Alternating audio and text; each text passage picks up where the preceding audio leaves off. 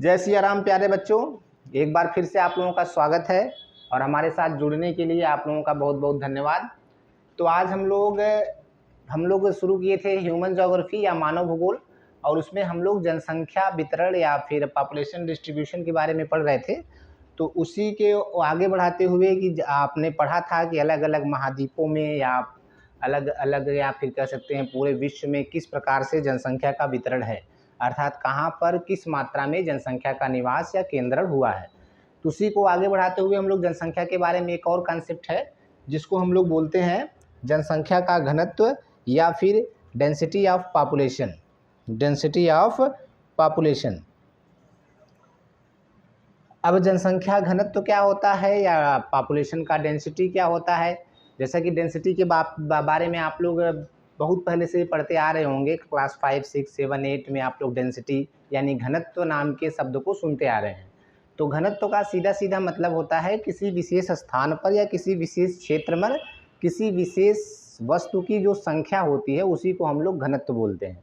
अब यहाँ पर हमको क्या पढ़ना है, पॉपुलेशन डेंसिटी यानी जनसंख्या का घनत्व, अर्थात किसी निश्चित क्षेत्र में ह्यूमन की या मानव की जो संख्या है वही आपका क्या कहलाता है, जनसंख्या घनत्व कहलाता है। तो अलग अलग जहाँ पर जितनी अधिक जनसंख्या होगी, अगर जनसंख्या की संख्या बढ़ती है और आपके पास स्पेस यानी कि स्थलीय भाग कम है तो वहाँ पर जनसंख्या घनत्व अधिक होगा। अगर मान लीजिए कहीं पर जनसंख्या अधिक है लेकिन वहाँ का स्थलीय जो भाग है वो अधिक है तो वहाँ का जनसंख्या घनत्व कम होगा। तो ये ज़रूरी नहीं है कि जिस देश की जनसंख्या सबसे अधिक है उस देश का जनसंख्या घनत्व भी सबसे अधिक हो। वो किसके सापेक्ष में आप लोग निकालते हैं कि क्षेत्र आपका कितना है, भौगोलिक क्षेत्र आपके पास कितना मौजूद है। तो किसी निश्चित भौगोलिक क्षेत्र पर मानव की संख्या के अनुपात को ही हम लोग क्या बोलते हैं, जनसंख्या घनत्व बोलते हैं। अब ये जो जनसंख्या घनत्व होता है इसके अलावा भी कई प्रकार के होते हैं कि अलग अलग प्रकार की जो जनसंख्या होती है उसके आधार पर हम जनसंख्या घनत्व को कई प्रकार में बांटते हैं। जैसे इसमें सबसे पहले लिखा है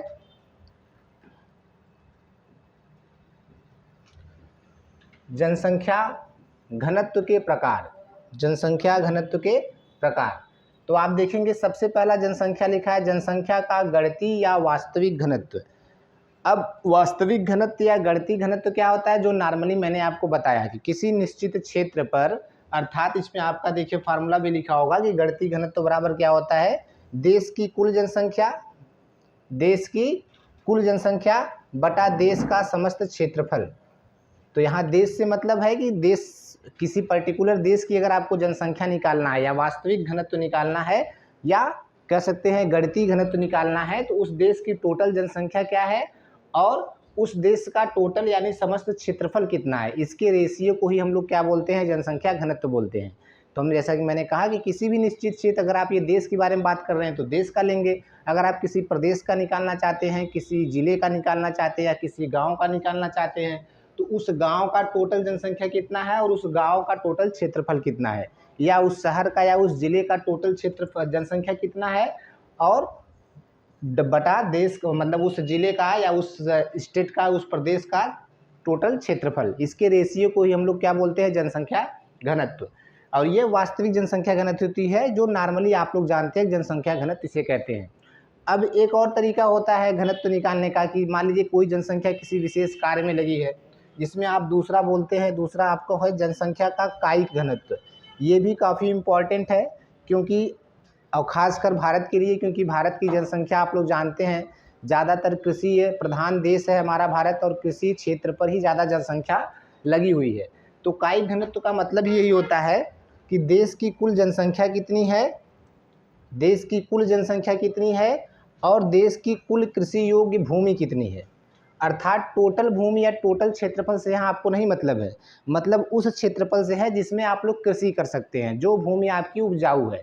तो कृषि योग्य भूमि से अगर हम टोटल जनसंख्या का अनुपात निकालते हैं या रेशियो निकालते हैं तो उसी को हम लोग कायिक घनत्व कहते हैं। अर्थात देश की कुल जनसंख्या बटा देश की कुल कृषि योग्य भूमि, मतलब वह भूमि जिस पे हम लोग कृषि कर सकते हैं या वह भूमि जो कृषि योग्य है, तो उसके अनुपात को जब हम निकालते हैं तो उसको कायिक घनत्व के नाम से जानते हैं। जबकि अगर टोटल भूमि की बात करें, टोटल स्थल की बात करें, टोटल क्षेत्रफल की बात करें, चाहे वो पर्वत हो, पठार हो, मैदान हो, झील हो, यानी टोटल स्थलीय सरफेस जितना है उससे जब हम जब टोटल जनसंख्या का रेशियो निकालते हैं, उनके दोनों के अनुपात को हम लोग क्या बोलते हैं, वास्तविक घनत्व बोलते हैं। उसके बाद एक तीसरा भी है, तीसरा जो है आपका है जनसंख्या का कृषीय घनत्व, जनसंख्या का कृषि घनत्व, अर्थात एग्रीकल्चरल डेंसिटी ऑफ पॉपुलेशन। अब एग्रीकल्चरल डेंसिटी पॉपुलेशन का क्या होता है, जनसंख्या का कृषि घनत्व में, अब कृषि की जनसंख्या हो गई भाई, कृषि में लगी जनसंख्या, टोटल कृषि में कितनी जनसंख्या लगी हुई है। अभी तक आप लोगों ने जो दोनों घनत्व आप पढ़े हैं, वास्तविक घनत्व में टोटल जनसंख्या के बारे में बात करते हैं, लेकिन जब हम एग्रीकल्चरल डेंसिटी के बारे में बात करेंगे तो यहाँ पर हम केवल एग्रीकल्चर में लगे हुए लोगों की ही बात करेंगे कि एग्रीकल्चर या कृषि क्षेत्र में उस क्षेत्र के कितने लोग हैं, या किसी निश्चित देश के या निश्चित प्रदेश के कृषि करने वाले व्यक्ति या कृषि करने वाले मानव कितने हैं, तो केवल उसी जनसंख्या की बात करेंगे। तो कृषि में लगी जो टोटल जनसंख्या है और बटा टोटल कृषि क्षेत्र जो है, यानी टोटल कृषि क्षेत्र जितना अवेलेबल है आपके पास, कृषि योग्य भूमि जो है या कृषि क्षेत्र जो है उसका, और कृषि उसमें लगे हुए जो मानव हैं, अर्थात कृषि करने वाले जो किसान हैं या जो कह सकते हैं कि जनसंख्या है, उसके रेशियो को ही हम लोग क्या बोलते हैं, कृषि घनत्व या density of agriculture, density of agriculture. तो ये तो नॉर्मल परिचय आपका हो गया है कि डेंसिटी पॉपुलेशन डेंसिटी क्या होता है। अब आपको पढ़ना क्या है भाई, कि आपको विश्व का या फिर आप कह सकते हैं भारत के पॉपुलेशन डेंसिटी कहाँ पर किस तरीके से, या विश्व में किस प्रकार की डेंसिटी का विस्तार है, घनत्व है, कहाँ पर अधिक है, कहाँ पर कम है, ये मुख्य रूप से आपको पढ़ना है। क्योंकि आपको जो मेन टॉपिक है वो डिस्ट्रीब्यूशन ही पढ़ना है, वितरण। अभी तक हमने वितरण जो पढ़ा था वो हमने संख्या के आधार पर पढ़ा था कि कहाँ पर अधिक जनसंख्या है, कहाँ पर कम जनसंख्या है। लेकिन अब यहाँ पर हम लोग थोड़ा सा देखेंगे कि किस स्थान की डेंसिटी कितनी है, यानी उसके पास अवेलेबल भूमि के आधार पर उसके पास जनसंख्या की कितनी मात्रा है। तो अगर हम इसको आगे देखें, इसमें आपके सीधे लिखा है कि जो टोटल अगर पूरे विश्व की बात करें तो पूरे विश्व की औसत जो जनघनत्व है या औसत जो डेंसिटी है, जनसंख्या घनत्व बोले चाहे जन घनत्व बोले, बात एक ही है, इसमें कन्फ्यूज होने की जरूरत नहीं है। तो विश्व का जो औसत जन घनत्व है वो 54 व्यक्ति प्रति वर्ग किलोमीटर है, अर्थात एक वर्ग किलोमीटर में 54 व्यक्ति निवास करते हैं, ये औसत है। हो सकता है कहीं पर ज़्यादा हो सकता है कहीं पर कम हो। एक वर्ग किलोमीटर से आप समझ रहे होंगे, यानी कोई ऐसा क्षेत्र जो 1 किलोमीटर जिसकी लंबाई हो और 1 किलोमीटर चौड़ाई हो। 1 किलोमीटर लंबा और 1 किलोमीटर चौड़े के बीच चौड़ा जो क्षेत्र होगा, तो इसके स्पेस में जो जनसंख्या मिलती है वह कितनी मिलती है, 54 व्यक्ति की, या 54 कह सकते हैं कि इंसान की, या 54 मानव 1 किलोमीटर प्रति वर्ग किलोमीटर में रहते हैं। ये औसत जनघनत्व है, पूरे विश्व की बात कर रहे हैं। उसके बाद विश्व में जनसंख्या के घनत्व का प्रसार बहुत ही कह सकते हैं कि अनडिफाइन है, यानी कहीं पर बहुत ज़्यादा कम है या कहीं पर बहुत अधिक है। जैसे इसमें देखें तो हम मंगोलिया में 2 व्यक्ति प्रति वर्ग किलोमीटर जनसंख्या घनत्व है, जबकि इसके जस्ट अपोजिट देखें तो चीन के मकाओ में 19,848 व्यक्ति प्रति वर्ग किलोमीटर तक रहते हैं। मंगोलिया जो कि चीन से सटा हुआ स्थान है, भारत और चीन के बीच में मंगोलिया पड़ता है, तिब्बत के बीच में। तो मंगोलिया में जो जनसंख्या घनत्व है केवल 2 व्यक्ति, 1 वर्ग किलोमीटर में केवल 2 व्यक्ति निवास करते हैं। जबकि उसी के जस्ट आप उत्तर में बढ़ेंगे तो आपका चीन पड़ता है, और चीन में एक स्थान है जिसको हम लोग मकाओ के नाम से जानते हैं, वहाँ पर 19,848 व्यक्ति प्रति वर्ग किलोमीटर क्षेत्र में रहते हैं। तो इस तरीके से काफ़ी अविविधता फैली हुई है या विविधता फैली हुई है पूरे वर्ल्ड में या पूरे विश्व में जनसंख्या के वितरण को लेकर। उसके बाद अब आगे बढ़ते हैं, तो आगे आपको एशिया महाद्वीप जो सबसे अधिक जनसंख्या वाला क्षेत्र है, जैसा कि आप लोगों को पीछे पढ़ाया गया है या बताया गया है कि सबसे अधिक जनसंख्या कहाँ निवास करती है, एशिया महाद्वीप। तो एशिया महाद्वीप का जो औसत जनघनत्व है, एशिया महाद्वीप का जो औसत जनघनत्व है वो है 867 व्यक्ति प्रति वर्ग किलोमीटर। हटोगे भाई, 867 व्यक्ति प्रति वर्ग किलोमीटर। और यहाँ पर मकाओ, अब एशिया में ही आपका चीन पड़ता है और चीन में ही आपका मकाओ पड़ता है, जो आपने सबसे पहले आपने देखा कि 19,448 कुछ लिखा था ना, इसमें एक नंबर छूट गया लग रहा है ना, शायद देख लेते हैं। आपका यानी ऊपर लिखा था ना 19,848, 19,848, यानी कि इसमें 4 आपका मिस हो गया है, तो उसको आप लोग पीछे से नोट किए ही हैं, तो आप लोग उसको ध्यान देंगे। तो मकाओ की जो जनसंख्या है वो 8,848 प्रति वर्ग किलोमीटर के आसपास है। उसके बाद अगर हम सीक्वेंस से बढ़े तो सिंगापुर में 7,405, उसके बाद बहरीन 1,742, मालदीव 1,057, बांग्लादेश 1,127, ताइवान 620 आदि ये सबसे अत्यधिक घने प्रदेश हैं।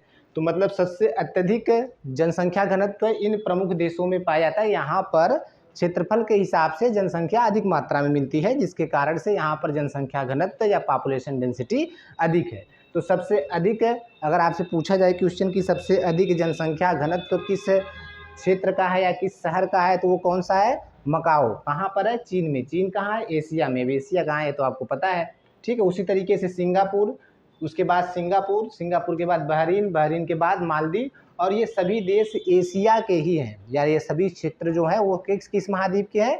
एशिया महाद्वीप के हैं। उसके बाद आगे बढ़ते हैं। सबसे अधिक जनसंख्या तो आपने देख ही लिया, तो कम जनसंख्या के बारे में भी देख लेते हैं। जैसा कि अभी पीछे इसके बारे में बात हुई है, मंगोलिया में विश्व का न्यूनतम जनसंख्या जनघनत्व पाया जाता है।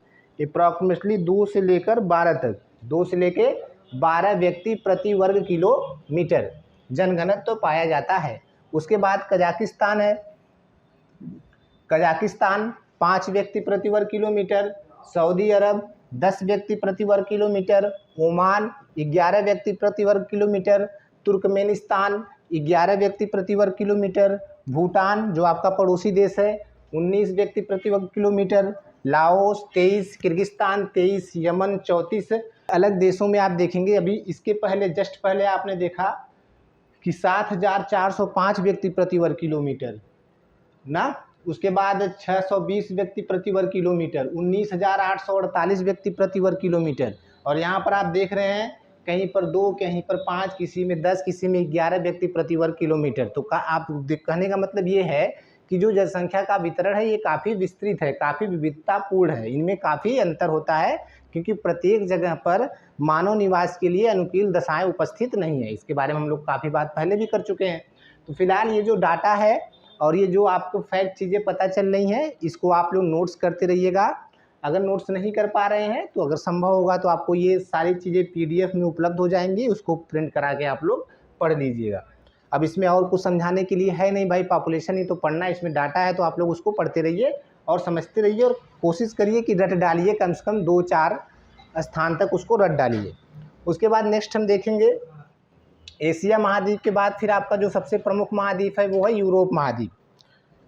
अब यूरोप महाद्वीप में महाद्वीपीय स्तर पर 70 व्यक्ति प्रति वर्ग किलोमीटर का जनघनत्व पाया जाता है। अगर यूरोप महाद्वीप के टोटल औसत जनघनत्व की बात करें या एवरेज डेंसिटी की बात करें तो एवरेज डेंसिटी 70 व्यक्ति प्रति वर्ग किलोमीटर के आसपास मिलती है यूरोप महाद्वीप में। उसके बाद यूरोप महाद्वीप के कुछ बड़े शहर भी हैं। प्रादेशिक स्तर पर नीदरलैंड्स में जो होता है वो 343 व्यक्ति प्रति वर्ग किलोमीटर सर्वाधिक घना आबाद देश है। ये कहाँ का है? ये यूरोप की बात कर रहे हैं। एशिया के बारे में, एशिया में कौन सा था? लाओस जो कि चाइना में पाया जाता है। कितना था? अब लगभग 19,848 व्यक्ति प्रति वर्ग किलोमीटर के आसपास। और यहाँ पर यूरोप में जो सर्वाधिक जनघनत्व तो वो कितना है? 393। तो दोनों में काफ़ी अंतर है, आप देख रहे हैं।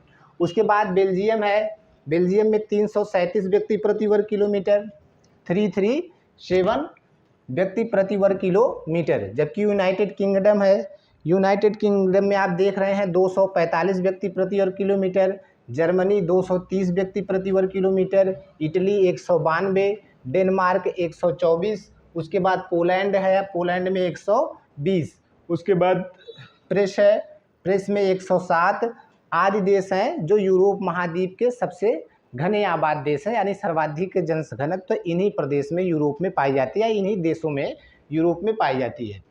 यूरोप के जो द्वीपीय देश हैं जैसे मोनाको है, इसमें 17,714 व्यक्ति प्रति वर्ग किलोमीटर का इनका मतलब पाए जाते हैं, यानी इसका जनघनत्व 17,714।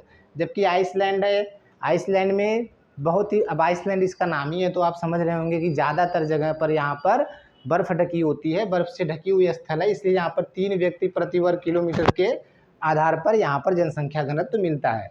उसके बाद रूसी फेडरेशन है 9। इसी तरीके से अलग अलग द्वीपीय देश जो यूरोप के आसपास द्वीप फैले हुए हैं, उन द्वीपीय देशों की जो जनघनत्व है आप कह सकते हैं वो काफ़ी कम है। किसी का 10, किसी का 15, किसी का 9। केवल एक द्वीप ऐसा है जिसकी जनसंख्या या जहाँ पर जनसंख्या थोड़ा ज़्यादा निवास करती है, वो है मोनाको, जहाँ का जनसंख्या घनत्व 17,714 व्यक्ति प्रति वर्ग किलोमीटर के आसपास है। नेक्स्ट आपका है यूरोप महाद्वीप, एशिया हो गया, उसके बाद यूरोप हो गया। नेक्स्ट महाद्वीप आपका है अफ्रीका महाद्वीप। अफ्रीका महाद्वीप में मॉरिशस द्वीप में सर्वाधिक जनघनत्व 587 व्यक्ति प्रति वर्ग किलोमीटर के हिसाब से पाया जाता है, जिसमें से कुछ और प्रमुख स्थल हैं, जिसमें स्वांडा है 278, बुरुंडी है 223, नाइजीरिया है 137। ये कुछ ऐसे क्षेत्र हैं जो अफ्रीका महाद्वीप के ज़्यादा घने बसे हुए क्षेत्र हैं, अर्थात यहाँ अफ्रीका महाद्वीप की यही कुछ प्रमुख शहर हैं जहाँ पर अधिक जनसंख्या प्राप्त होती है। जैसा कि आपको पता है कि भाई अफ्रीका महाद्वीप बहुत विकसित महाद्वीप नहीं है, यहाँ के जो देश हैं वो भाई काफ़ी पिछड़े हुए हैं, तो यहाँ पर इलाज का भी थोड़ा सा कमी है, जिसके कारण से यहाँ पर जनसंख्या की कमी बताई जाती है। अगर वैसे देखें तो महाद्वीप वाइज तो पूरे महाद्वीपों में अफ्रीका में जो जनसंख्या है वह तीसरे स्थान पर होता है, लेकिन अफ्रीका का जो क्षेत्रफल है वो भी काफ़ी अधिक है, इसलिए यहाँ का जो जनघनत्व होगा यानी कि पॉपुलेशन डेंसिटी होगी वो अन्य महाद्वीपों की तुलना में थोड़ा सा कम है। उसके बाद आपका नेक्स्ट है अफ्रीका महाद्वीप में पश्चिमी सहारा। ये कुछ अभी आपने ऊपर मैक्सिमम वाले देखे कि अफ्रीका महाद्वीप में किस किस स्थान पर मैक्सिमम जनघनत्व है, ये कुछ मिनिमम वाले लिखे हैं, जिसमें पश्चिमी सहारा है 2 व्यक्ति प्रति वर्ग किलोमीटर, बोत्सवाना एवं नामीबिया है 3 व्यक्ति प्रति वर्ग किलोमीटर, 2 व्यक्ति प्रति वर्ग किलोमीटर, 3 व्यक्ति प्रति वर्ग किलोमीटर, मारिटानिया है 3, गैबोन है 5, चाड है 7। यानी ये क्या लिखे हैं, जनघनत्व ही लिखे हैं, पॉपुलेशन डेंसिटी, 1 वर्ग किलोमीटर में कितने लोग रहते हैं। उसके बाद माली व नाइजर है 8, अंगोला में 10 व्यक्ति प्रति वर्ग किलोमीटर, सोमालिया में 12, जाम्बिया और अल्जीरिया में 13। ये सब कुछ निम्न घनत्व वाले या निम्न जनघनत्व वाले क्षेत्र हैं अफ्रीका महाद्वीप के। उसके बाद आपका आता है उत्तरी एवं दक्षिणी अमेरिका। उत्तरी एवं दक्षिणी अमेरिका, उत्तरी और दक्षिणी अमेरिका में न्यून घनत्व ही दर्ज होते हैं, किंतु कुछ देशों में जैसे कि बारबाडोस है 625, पुर्टो मार्टिनिक है 346, एल सल्वाडोर है 304, हैती है 251। हैती में 251 व्यक्ति प्रति वर्ग किलोमीटर के हिसाब से जनघनत्व मिलता है। तो कहने का मतलब ये है कि इसमें आप देखेंगे अन्य महाद्वीपों से तुलना करेंगे तो उत्तरी और दक्षिणी अमेरिका में जनघनत्व अन्य महाद्वीपों की तुलना में कम है, यानी कि उत्तरी और दक्षिणी अमेरिका में जनसंख्या अन्य महाद्वीपों की तुलना में कम है उनके क्षेत्रफल के आधार पर। जबकि संयुक्त राज्य अमेरिका में 30 व्यक्ति प्रति वर्ग किलोमीटर और उसी के साथ कनाडा में 4 व्यक्ति प्रति वर्ग किलोमीटर का जनघनत्व पाया जाता है। अब ये संयुक्त राज्य अमेरिका और कनाडा ये उत्तरी अमेरिका के देश हैं। संयुक्त राज्य अमेरिका को ही जनरली आप लोग अमेरिका के नाम से जानते हैं, और उसी के ऊपर आपका पड़ता है कनाडा देश। कनाडा में 4 व्यक्ति प्रति वर्ग किलोमीटर का जनघनत्व पाया जाता है। उसके बाद दक्षिणी अमेरिका में कोलंबिया में 39 व्यक्ति प्रति वर्ग किलोमीटर, उसके बाद इक्वेडोर में 38 व्यक्ति प्रति वर्ग किलोमीटर, और उसके बाद कहाँ गया भाई, कोलंबिया में कितना हो गया 39 व्यक्ति प्रति वर्ग किलोमीटर, इक्वाडोर में 38 व्यक्ति प्रति वर्ग किलोमीटर। ये आप कह सकते हैं दक्षिणी अमेरिका के कुछ प्रमुख देश हैं जो जिसकी मैक्सिमम जनसंख्या इतनी है, जनघनत्व इतना है। उसके बाद वेनेजुएला है जहाँ के जनघनत्व 27 है। उसके बाद चिली है जहाँ का जनघनत्व 20 है। उसके बाद अर्जेंटीना है, अर्जेंटीना का जनघनत्व 14 है, यानी 14 व्यक्ति, 20 व्यक्ति या 27 व्यक्ति दक्षिणी अमेरिका में प्रति वर्ग किलोमीटर क्षेत्र में पाए जाते हैं। उसके बाद फिर आगे बढ़ेंगे तो एक लास्ट आपका बचता है ओशिनिया। सारे महाद्वीप की बात हो ही गई है, आपने यूरोप की बात कर ली, एशिया की बात कर ली, यूरोप की बात कर ली, अफ्रीका की बात कर ली, उत्तरी अमेरिका और दक्षिणी अमेरिका की बात कर ली। लास्ट आपके महाद्वीप है ओशिनियाई महाद्वीप, अर्थात वे महाद्वीप जो ऑस्ट्रेलिया और ऑस्ट्रेलिया के आसपास में जो बिखरे हुए छोटे मोटे द्वीप हैं, जिसमें न्यूजीलैंड भी पड़ता है, तो ऑस्ट्रेलिया और न्यूजीलैंड ही इस महाद्वीप के प्रमुख देश हैं।